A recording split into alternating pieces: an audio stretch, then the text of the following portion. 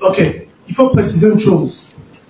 La société civile a pris la décision d'accompagner la transition en fait. Parce que le CTRI est un des 4 organes de la transition au sens de la charte de la transition.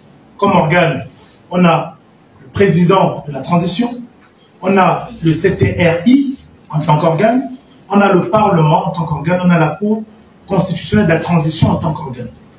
Autre chose, pour que les choses soient claires, on n'a jamais dit qu'on accompagnait un individu ou un groupe d'individus. Il faut que les choses soient claires.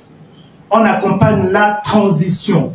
Et dans le cadre de la transition, ce qui a justifié le coup d'État aujourd'hui, c'est la malgouvernance, les détournements de fonds et tous les coups d'État électoraux. Nous le disons haut et fort.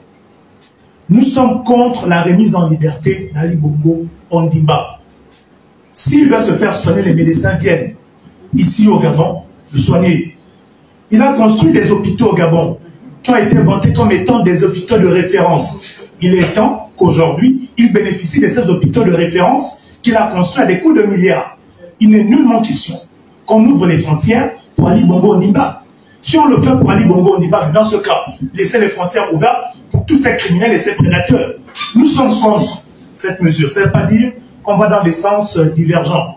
Le CTRI a donné sa position, c'est son avis, qui ne nous engage pas, nous, société civile. En tant que société civile, nous disons, personne ne doit sortir du territoire national tant qu'ils n'ont pas répondu de leurs crimes. Et il n'y a pas un régime privilégié pour Ali Bongo Ondimba. Il n'est pas maltraité, parce qu'au-delà de tout, ne perdons pas de vue qu'il a quand même été chef d'État, peu importe le format.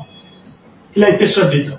On a tous vu comment est-ce que les autres chefs d'État dans tous les pays du monde où les coups d'État sont opérés sont traités. On ne va pas réinventer la roue. Au Gabon, je n'ai jamais vu dans un pays où il y a eu un coup d'État, on maltraite le chef de l'État qui a été dessus.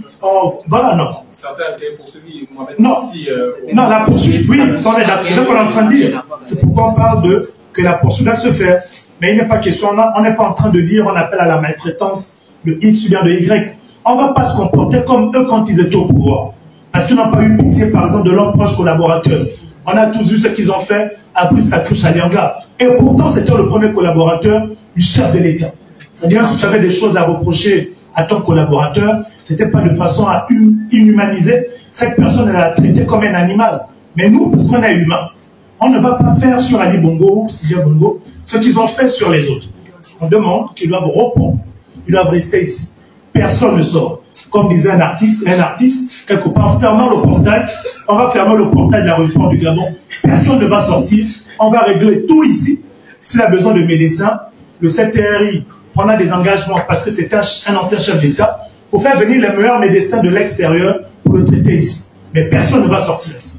Personne ne sort. Il faut que ça soit clair.